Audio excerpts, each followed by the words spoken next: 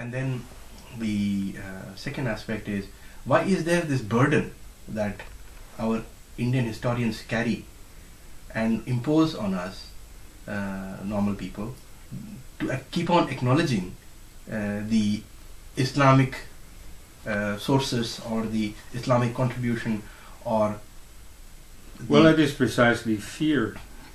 You see, in a society you can know who is in power by considering who it is that you cannot criticize.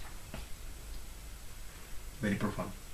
And so in India the situation is very clear: you cannot criticize Islam.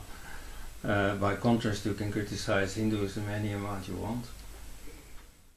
What is the relevance of this Indo-Islamic syncretic culture that is bandied about day in, day out? What is the relevance in daily life today? Or does it have any real impact that we should give credit? Well, it is very much there. For instance, in Bollywood, you know, there are Hindu actors playing in films that use Urdu all the time, that where, you know, Hindu holy men are disparaged and Muslim holy men are extolled. Yes. So if you mean that by syncretic culture, well, yes, it is gaining in relevance all the time. Of course, now there is the West as a factor, and Western cultural elements are penetrating also. But that, you know, Indian Islamic syncretism is very visible and is promoted by the state and is welcomed by the media.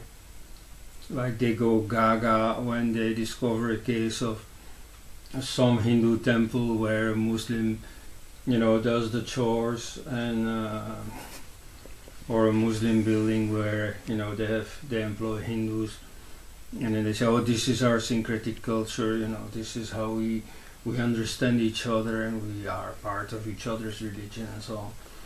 Well, you see, in Muslim circles, such rare cases are very controversial. And you see, there is now a so-called Tabligh movement, a movement for the Islamization of the Muslims. Because who are the Indian Muslims? You see, most of them are ex-Hindus and have preserved many Hindu elements.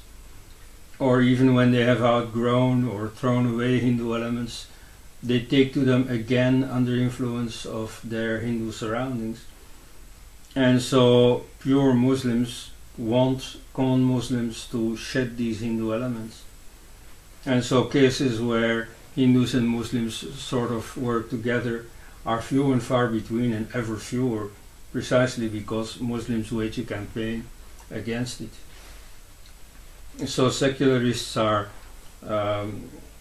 very superficial in pretending that these elements of Hindu-Muslim syncretism make any difference.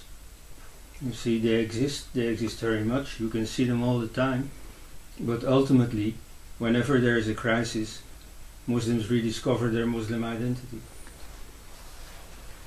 And finally, coming to our concluding comment from you,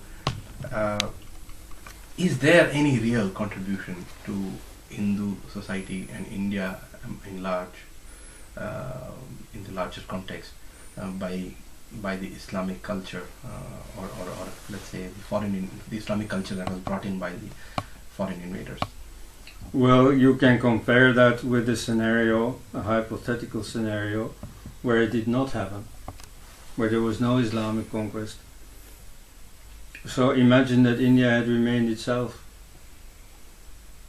Well, to say that India would not have been good if it had not been Islamicized goes against the modern multiculturalist theory that, you know, all cultures are valid. So Hindu culture had a right to remain itself and to control its own country. So to that extent, at any rate, the Islamic invasion is purely negative. You see, we value Indian culture, and therefore it had a right to exist, and Islam had no business going there.